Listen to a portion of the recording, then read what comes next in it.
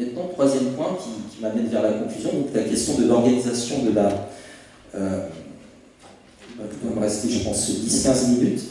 La question de la renaissance africaine.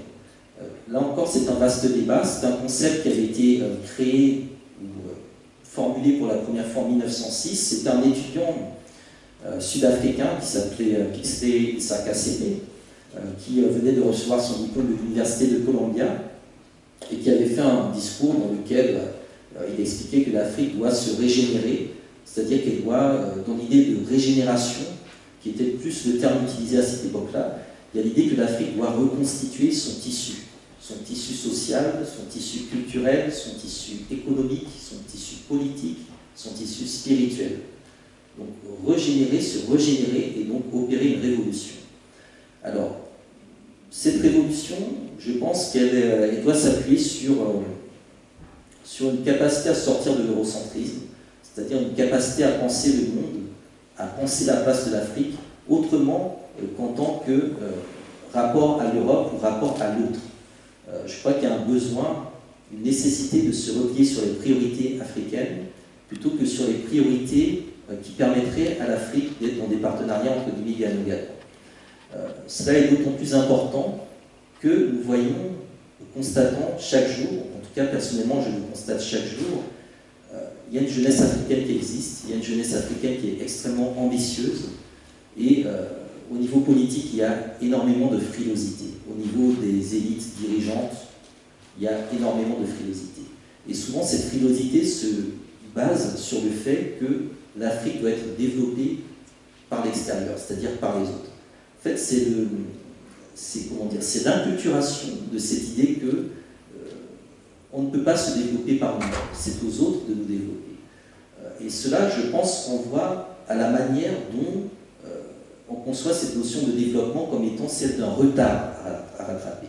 À chaque fois que l'on entend parler de développement, c'est pour dire que l'Afrique est en retard. Par conséquent, si nous sommes en retard, c'est qu'il y en a d'autres qui sont en avance et qu'il faut à tout prix que nous les rattrapions. Et donc le meilleur moyen de les rattraper, eh bien, ce serait qu'eux viennent nous aider pour qu'on les rattrape. Or, cela est totalement impossible. D'autre part, il y a une problématique qui est liée, je pense, au complexe, puisque si nous admettons que nous devons entrer dans cette bataille de développement dans le sens du retard, nous partons de l'idée que nos sociétés, nos cultures, nos traditions sont en retard et arriérées. Or, ce n'est pas nécessairement le cas. D'autre part, nous partons également souvent avec le présupposé que puisque les choses n'ont pas été faites ailleurs, ce n'est pas en Afrique qu'elles vont se faire. Et je crois que nous voyons chaque jour des ingénieurs africains qui réalisent des choses, qui font des inventions, et très souvent, c'est au niveau politique, au niveau économique, il n'y a pas la volonté de les soutenir. Je crois qu'il est important de casser dans la référence à l'eurocentrisme le paradigme qui tend à dire que, par exemple, puisque l'Europe, en tant que telle, n'a pas été capable, ou n'est pas encore capable de s'unir réellement, comment peut-on croire que l'Afrique pourrait y arriver avant? Comment peut-on croire que l'Afrique pourrait réaliser des choses que l'Europe, que les États-Unis ou que d'autres ensembles, entre guillemets, continentaux, sous-continentaux n'ont pas réussi à faire?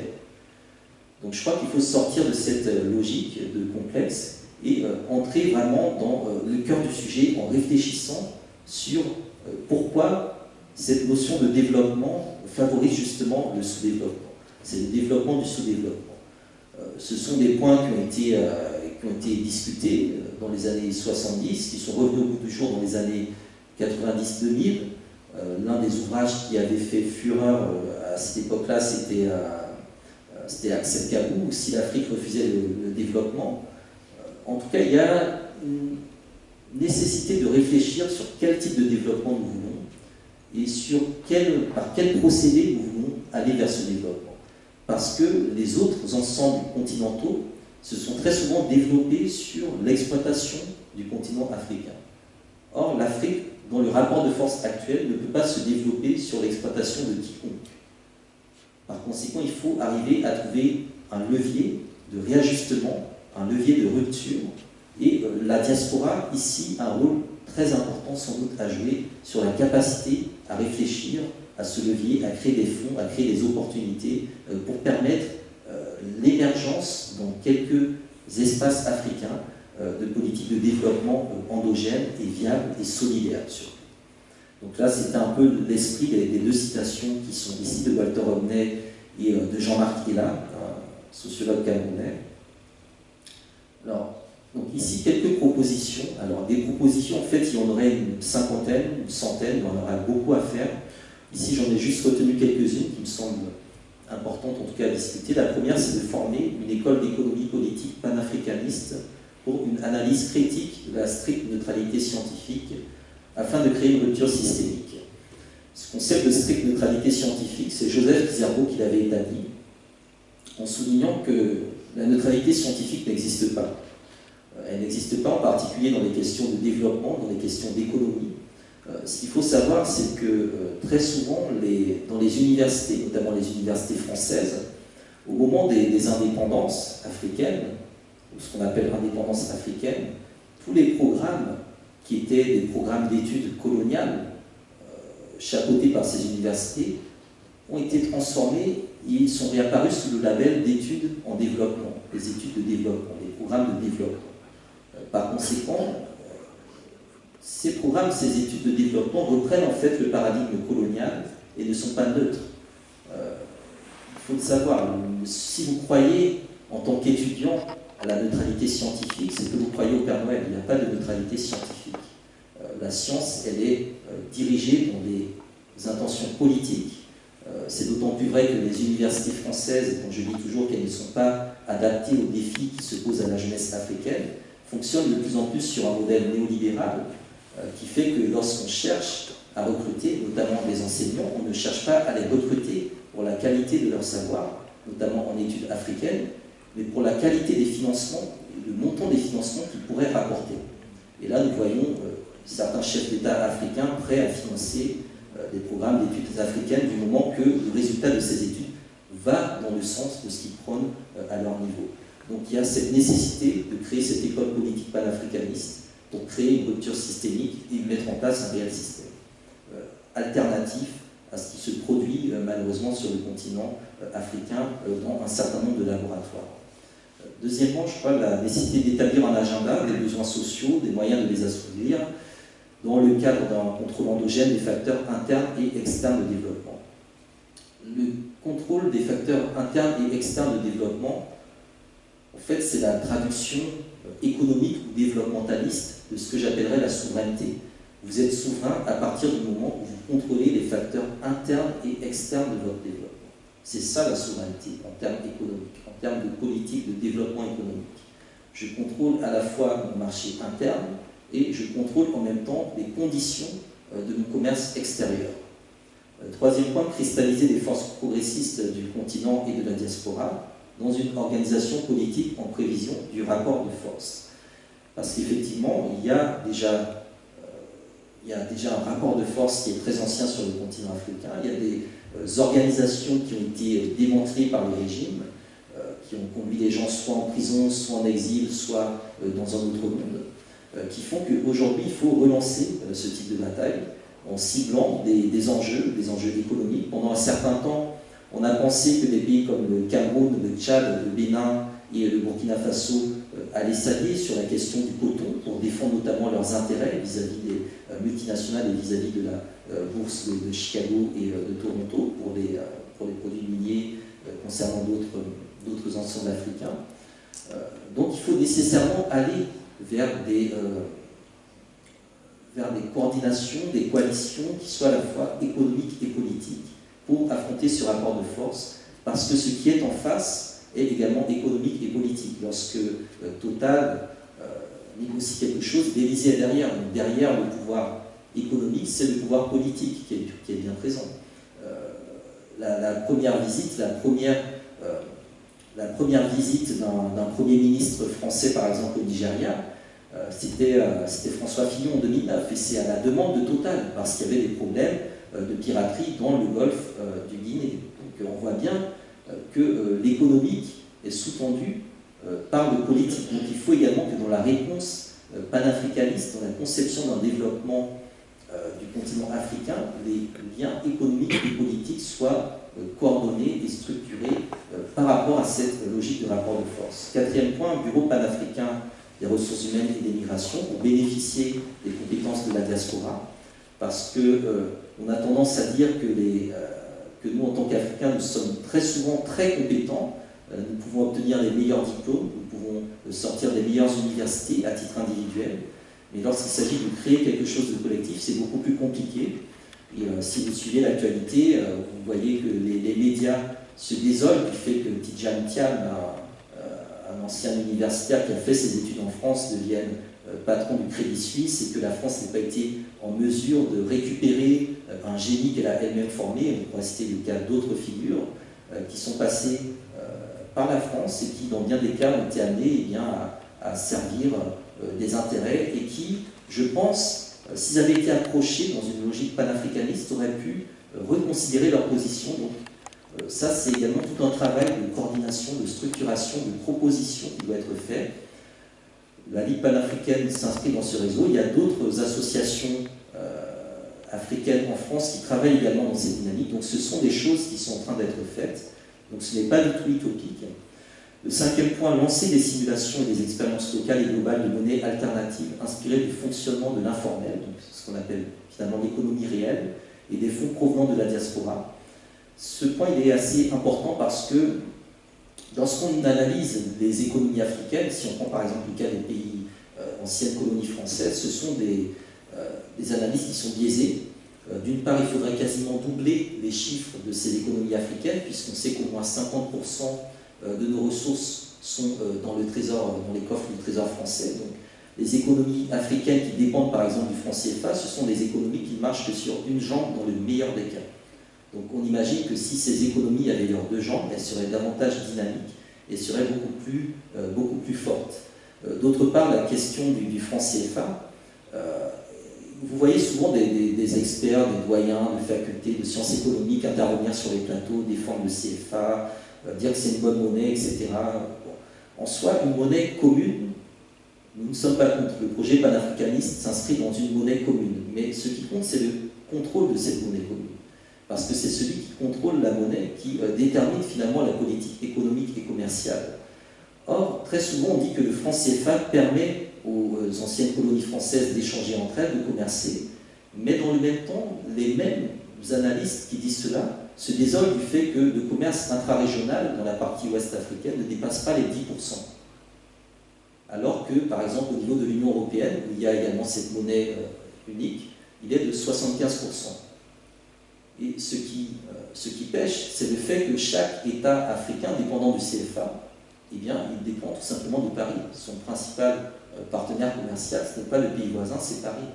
Et ce qui structure cette dépendance, c'est le franc CFA. Donc le franc CFA, sous couvert d'apporter une intégration régionale qui en soi n'existe pas, maintient en réalité donc, les liens de dépendance avec l'ancienne puissance coloniale. Donc ça, c'est quelque chose sur lequel il faudrait également mettre en place des réponses concrètes et coordonnées, qui ne soient pas à l'échelle purement nationale, mais qui bénéficient, je pense, de lieux, de localités sur lesquelles on pourrait créer d'autres systèmes de valeur, d'échange au niveau de nos produits. Et le sixième point, qui me semble également important, qui est un peu en lien avec le cinquième point, c'est réaliser un inventaire des systèmes traditionnels adaptés aux défis actuels. On voit effectivement une résurgence du rôle des chefferies traditionnelles sur le continent africain. Il y a des systèmes traditionnels qui peuvent être extrêmement intéressants pour penser la question du développement, notamment la question agricole, la question également, je pense, du foncier qui est lié à cette notion de développement. Également des éléments culturels qui peuvent parfois entraver une certaine vision de modernité qui nécessite, je crois, de la part des sociologues, des anthropologues, de se pencher sur les systèmes traditionnels, non pas dans une logique de faire une étude sur telle ou telle petite société juste dans l'optique d'avoir le doctorat, mais de transformer cette société de la manière dont Amilcar Cabral l'avait fait sur la Guinée-Bissau. Quand Amilcar Cabral a fait sa guerre de libération au niveau de la Guinée-Bissau, il a étudié les structures des différentes communautés, des différents groupes culturels, comment les chefs traditionnels géraient le politique, l'économique, le social, et il a adapté la structure de son mouvement de libération sur le mode de fonctionnement des populations. Donc il est entré dans une logique d'inculturation qui me semble extrêmement importante, surtout que nous avons de plus en plus de logiques d'acculturation qui amènent ces chefferies traditionnelles à se fourvoyer dans des dimensions, dans des régimes, des systèmes politiques qui, eux, sont directement inféodés à la logique néolibérale. Alors ici, c'était juste un projet de budget de ce que pourrait être un budget panafricaniste, donc un truc assez équilibré, donc 19% sécurité et défense, 10% administration publique, 19% pour la santé, parce que cet élément est crucial. Lors de la crise d'Ebola, on a vu qu'il y avait quoi? Il y avait deux hôpitaux dans tout le pays qui étaient fonctionnels, qui avaient à peu près un lit pour 10 000 personnes. Économie et finances 10%, en sachant que c'est un élément qui est transversal, c'est-à-dire que l'éducation, la culture, l'agriculture, l'élevage, tous ces éléments-là, même la sécurité, la défense, il y a une logique économique et financière qui est derrière. Donc 18% pour l'éducation et la culture. Là aussi, c'est un point qui est important parce qu'il y a également une économie de la culture qui se développe de plus en plus sur le continent africain. Si on prend le cas d'un pays comme le Nigeria, on parle très souvent de ce budget militaire de 5 milliards de dollars, un budget très important, mais on oublie très souvent qu'avec 2% du PIB, l'industrie culturelle produit 5 fois plus en termes de revenus que le budget de la défense.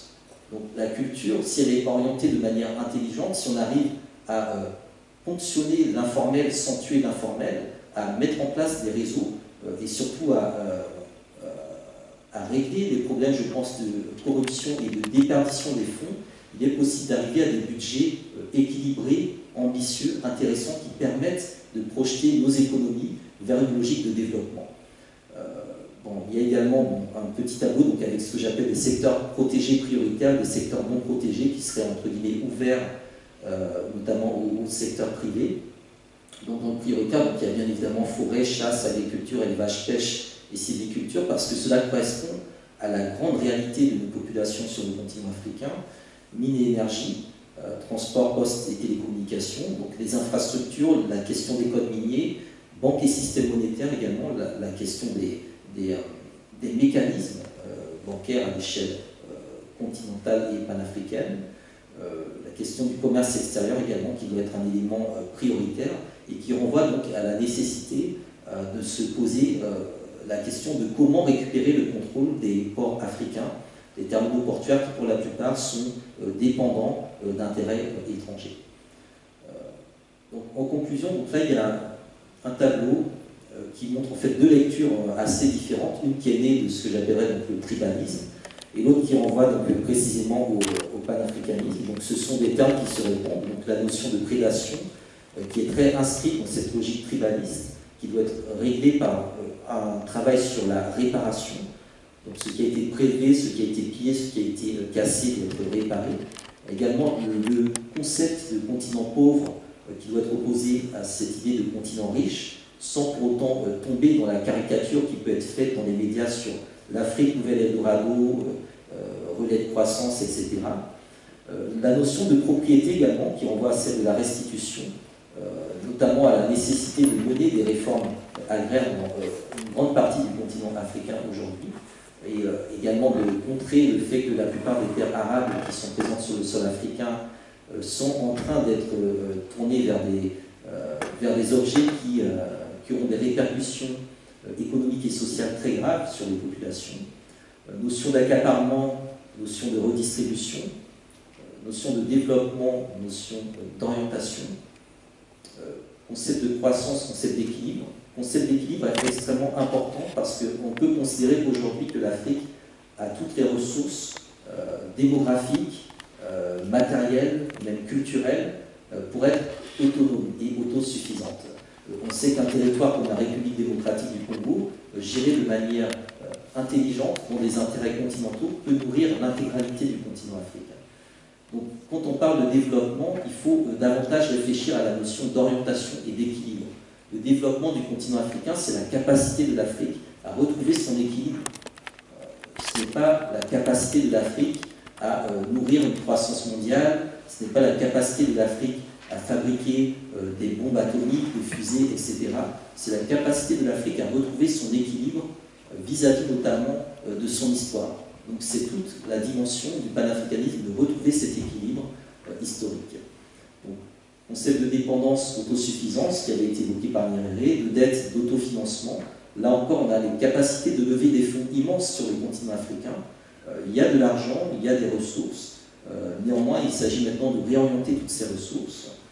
Sur la manière d'être, l'avoir et l'être, également, ce sont des éléments qui doivent être retravaillés. La notion de politique, dans le sens tribaliste du terme qui renvoie au clientélisme, à remplacer par une notion de responsabilité. Le concept d'émergence qui renvoie à, en fait, à cette indépendance qui reste finalement factice, puisqu'elle ne repose à l'heure actuelle que sur l'idée que l'Afrique, finalement, un jour ou l'autre, va émerger. Donc, si nous n'émergeons pas, finalement, c'est que nous sommes encore sous tutelle. Et enfin, la question, je pense, de la gouvernance, donc un terme qui a été beaucoup vanté, en fait, dans la logique néolibérale des années 90-2000, et qui fait qu'on a effectivement dans certains États, dans un certain nombre d'États, des régimes qui réclament tout simplement de l'alternance sous le principe de la bonne gouvernance, de la gouvernance, etc., alors que ce terme-là est en soi vide de sens. Enfin, ce sont des termes qui sont complètement vides de sens, qui n'ont aucune signification, et qui bien souvent ne permettent que de masquer finalement des dépendances. Et donc à ce terme de gouvernance, il est important dans le discours d'émancipation panafricaniste de revenir à des concepts de souveraineté. Donc je vais m'arrêter là. Donc, je vais vous remercier avec donc, le terme que nous utilisons au niveau de la Ligue panafricaine, le MOJA,